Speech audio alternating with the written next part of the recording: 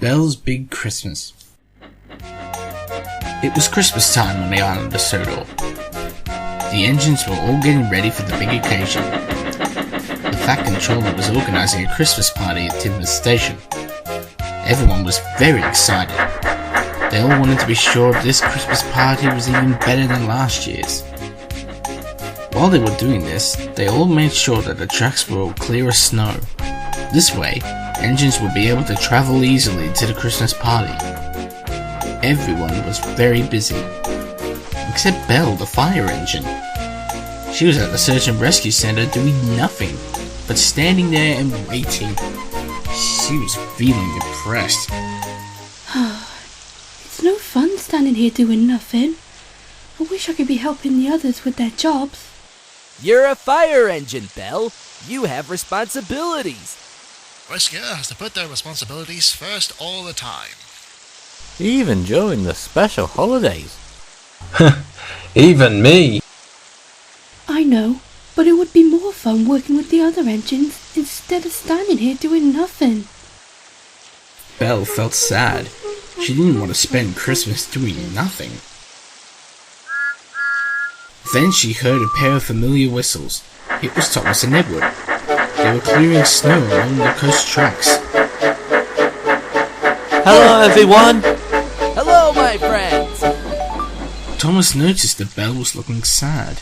What's the matter, Belle? Is something troubling you? Hello, you two. I just want to be really useful, but standing here waiting for an emergency is boring. I want to help out with all the Christmas jobs that needs to be done. But you're needed here, Belle. You can't ignore your duties because something else has come up. Edward is right, dear girl. Supposing something happens and you're not here when we need you, we'd have a problem. A rescuer's job is always important, no matter what. Come on, Thomas. We've got more tracks to clear. Don't worry, Belle. I'm sure you'll get a chance to help out somehow. You just never know what might happen. As Thomas puffed away after Edward, Belle felt very disappointed. If only I had something to do. Stand by, everyone.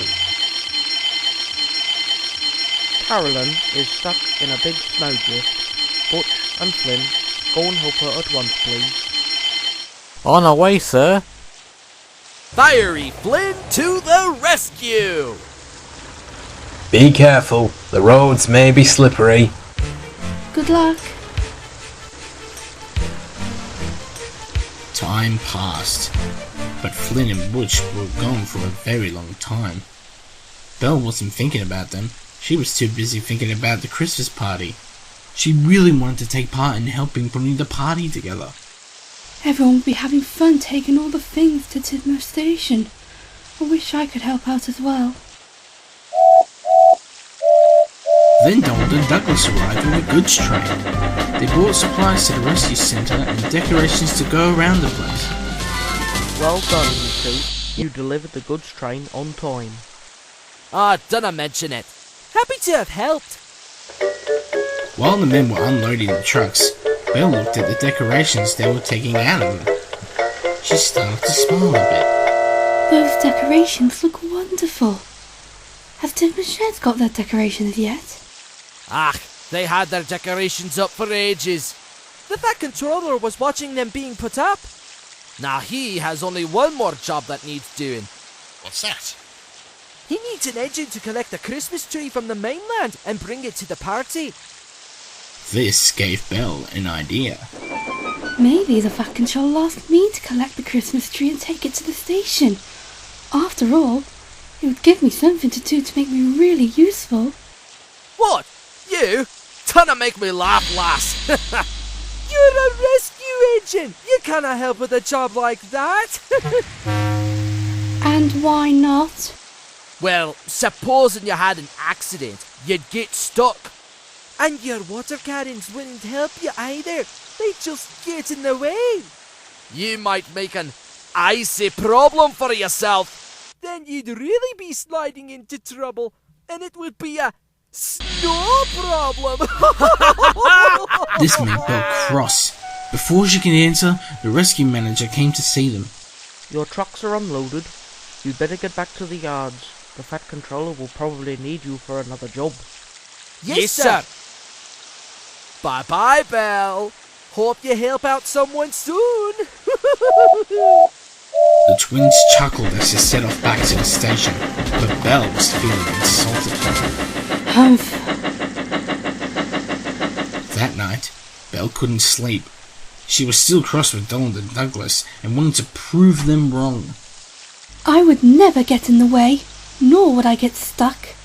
I would do a wonderful job of collecting the Christmas tree. Then Thomas came by on his way home from the seaside station. Hello, Belle. I thought you'd be asleep by now. I couldn't sleep, Thomas. I keep thinking about the Christmas party. Also, Donald and Douglas were rude to me. Belle told Thomas what the Scottish twins had said, plus she explained how much she wanted to help. I understand, Belle. But you do have a job here as well, and we all need you in case of an emergency. I know, Thomas, but standing around with nothing to do is no fun at all.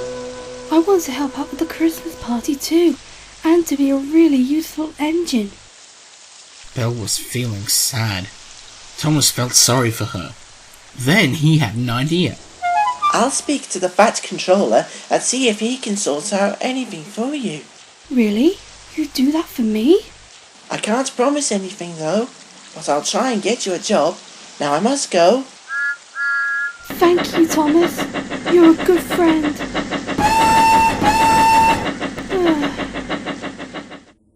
The next morning, Tidmouth Station was looking splendid. The decorations were all up, the platform was swept and mopped, and there was even space for the Christmas tree. The engines wondered who was going to get chosen to collect the tree. I cannot wait to see the tree put up! It will look very grand once it's decorated. All right, come on, you two. You've got work to do. Yes, sir! Thomas arrived to see the Fat Controller. Sir, could Belle help out with the party, please? But she has her own job to do at the rescue centre. She needs to be ready for an emergency call. I know, sir, but she's feeling sad and wants to be busy and really useful.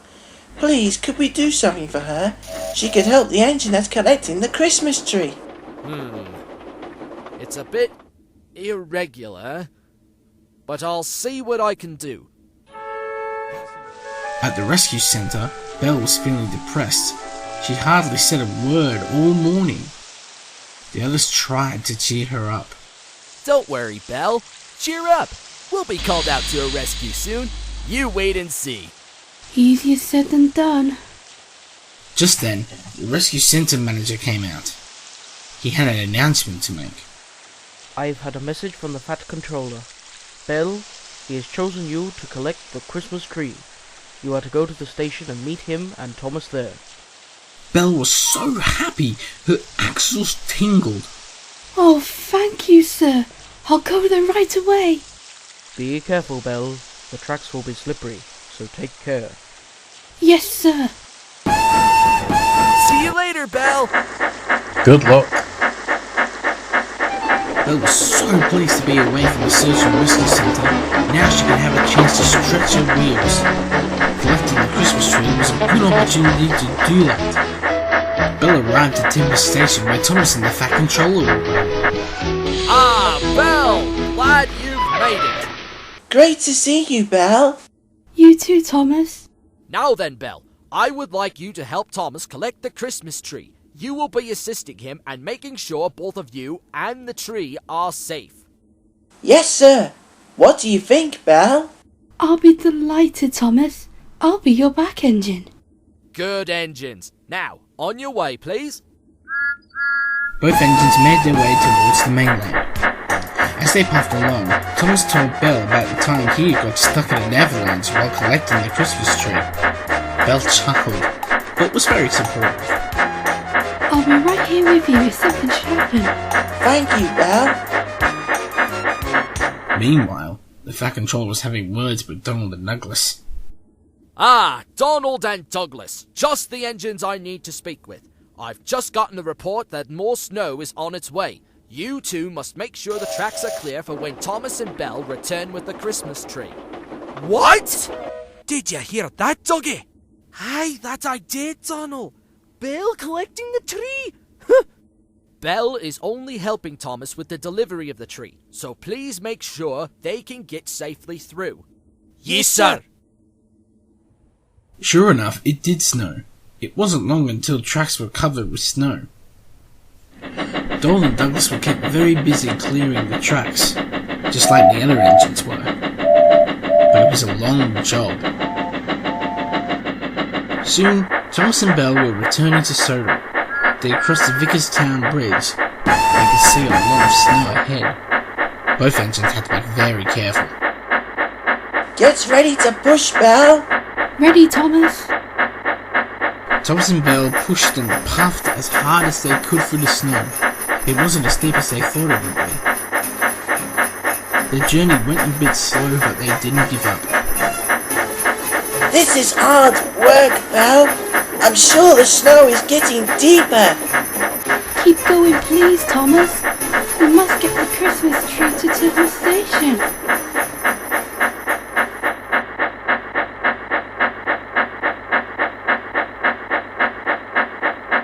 Then Thomas spotted something up ahead. It looked like a large pile of snow. Stop, Belle! Large snowdrift! Oh no! How are we going to get through? Thomas didn't know. Then Donald and Douglas approached the snowdrift. Ah, got a little bit of a snow problem, eh, Belle? Watch how we deal with snowdrifts, lass. Maybe you learned something. No, don't! But it was too late. Donald hit the snowdrift. He tried to back up, but he couldn't. Douglas tried to pull him out, but his wheels would just slip on the icy rails. It's not good, Donald. I cannot pull you out. Please get me out. Please. Douglas knew he needed some help, so he looked on to Belle. Please, Belle, could you help me get Donald out of the snowdrift? I don't know. You were rude to me yesterday. She's right. We're sorry we teased you, Belle. We misjudged you and we thought you were only used for one thing. But now we see you are more than that. You really are a useful engine. Please get me out. Oh, alright then. Douglas' snowplow was removed so that Belle could couple up to him. The workmen dug snow away from Donald to help make the rescue a bit easier. Then they put sand between each driving wheel so that Belle was ready. She took up the strain and then gently and carefully she pulled Donald and Douglas out of the snowdrift. Donald was covered in snow, but he was glad to be out of there. Oh, thank you, Belle. Hi, thank you very much indeed. It took a long time for the workmen to clear away the deep snow. When the line was clear, Donald and Douglas set off. Sure enough, Donald and Douglas cleared the way for Thomas and Belle. Follow us! We'll get you to the station in time. We'll clear the snow away for you. Good idea. At last, tired but triumphant, they reached the station. Everyone was waiting for them. Well done, all of you.